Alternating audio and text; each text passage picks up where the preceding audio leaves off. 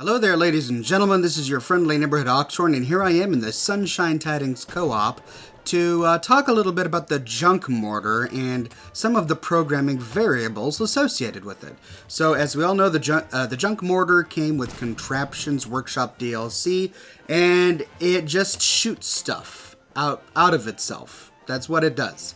Now, what you can do is you can hook it up to a terminal like this, and you can go to the junk mortar control and you can adjust a bunch of stuff like set the firing angle. So let me tilt it to 0 degrees.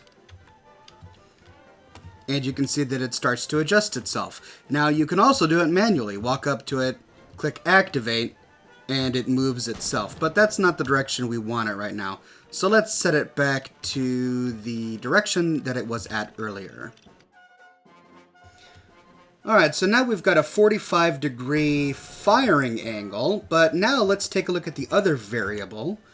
And the other variable is the firing force, and it goes all the way from 1 to 10.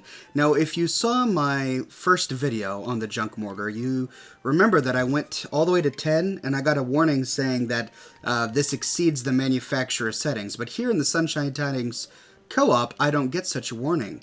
So let's take a look at 10. And see what that does. So what I've got is I've got this machine set up. I've got a bunch of steel balls in this conveyor workshop storage. I've got a vacuum hopper hooked up to it and an elevator that's feeding it into the junk mortar. So let me clear out some mac and cheese, but I have it angled in such a way so that the balls should drop right in. There we go. Whoa. Let's try that again. Alright. Anyway, so that's what the 10 looks like. Let's try something else. Let's go to firing force. Let's try 5, the recommended force. Let's see how that changes.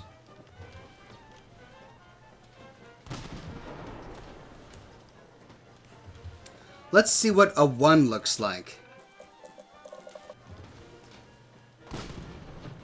Whoa. Did the force of the steel ball prevent the one that was inside it from being fired? Whoa, and what was that? Are my settlers throwing balls at me now? Let's see what that 1 looks like one more time. Goodness, and it just dribbles on out there. So there you go. You can experiment with the firing angles and the firing force of the junk mortar until you get a desired result. Now, I'm racking my brain trying to figure out how we could use the junk mortar. Whoa! It's going to destroy my greenhouse.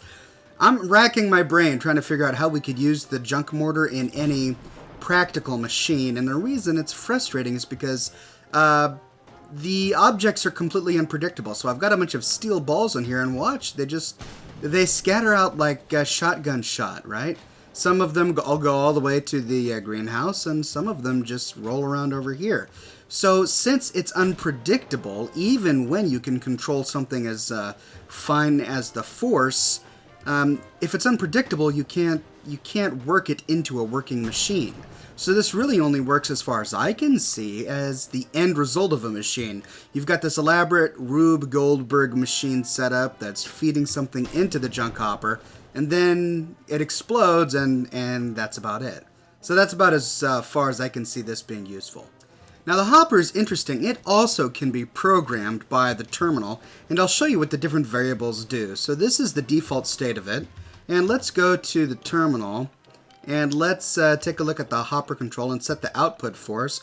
And you see that we have options from 1 all the way to 30. Well, let's go all the way to 1. And I'll show you what that looks like. So at 1, the balls just sort of dribble out. They don't have any force whatsoever.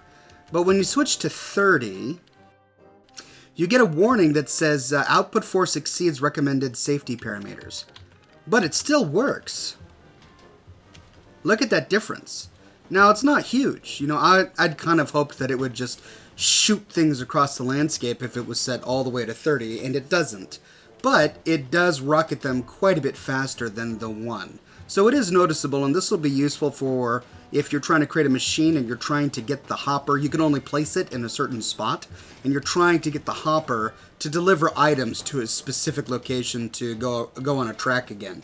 But there's another variable that comes with the hopper, and it's called output timer. So this is the time between each item is set out, and I think it's default set to 1. Let's put it on 5 seconds so that you can see how slow 5 seconds looks. 1, 2, 3, 4, 5. Yeah, so 5 seconds. It's pretty slow.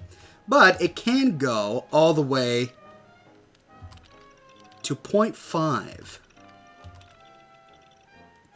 So we have it set to 0.5 and we have it set to a force of 30.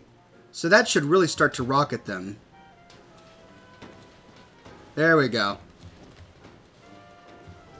So that's the fastest that the hopper is going to eject items. And so as you can see, this is going to send steel balls up and around. I had to reconfigure this because the hopper is taller. But it stores them. The hopper will store things for a longer period of time. So you could conceivably put up a queue of quite a lot of stuff in the hopper, and then the hopper will just go shoot, shoot, shoot, shoot, shoot every half second. Here, let's see what mac and cheese looks like. There, now it's got a full inventory, and that's it. It's got a full inventory, and that's as fast and as far as it can shoot stuff. One of the last things that you can adjust with the terminal is actually the speed and force of the vacuum hopper. And this is actually really useful when trying to get everything out of your workshop. So let's go on over to our terminal, and we see that the hopper is here, and we can set the output force. Right now it's set to 1, and let me show you what that is real quick. So as you can see, it just sort of plops right down and scoots out, right? No force whatsoever. Let's take a look at what it looks like when set to 30.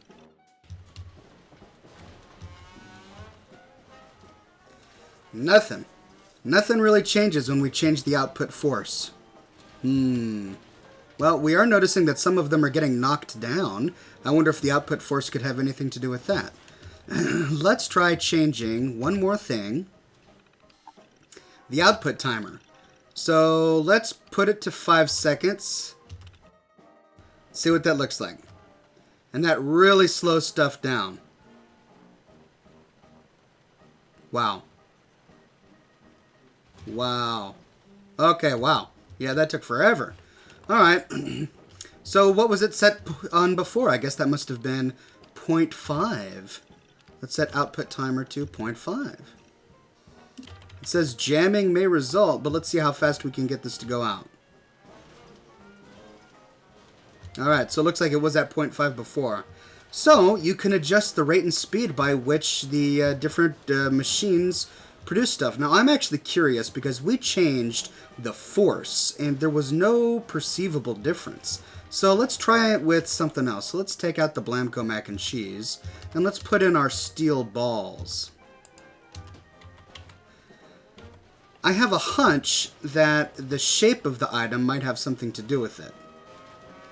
And no, it doesn't really look that way. Let's try and change that again. We get the safety warning, but it doesn't really seem to be doing anything. It still comes out really slowly.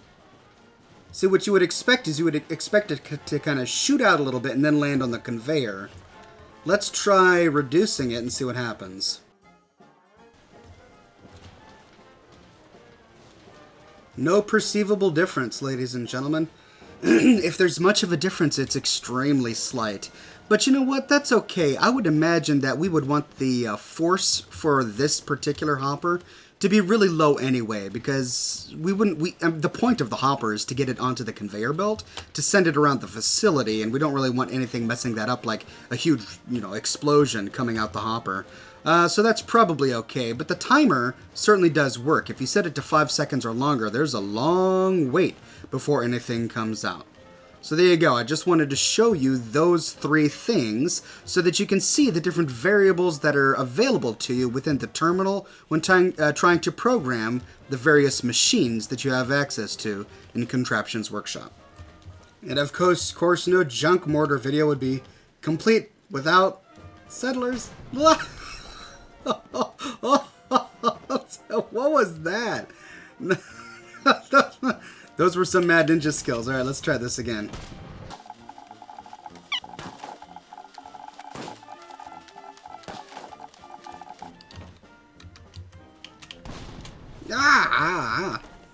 Oh, man. Ooh. I guess she got flown pretty far. Let's see if we can get her in there. There we go. Let's try this again.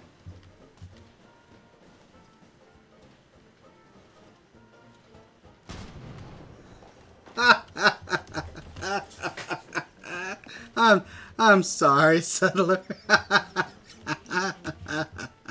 Oh, I shouldn't find that as funny as I do. Okay. Alright, I'm done. So there you go, ladies and gentlemen. I hope this video was useful. It helped me understand a little bit more about how you can program the various devices that come with Contraptions Workshop. Thank you so much for viewing. If you like videos like these, please subscribe for more content. Your subscriptions keep this channel alive. Thanks again for watching, and I'll see you soon.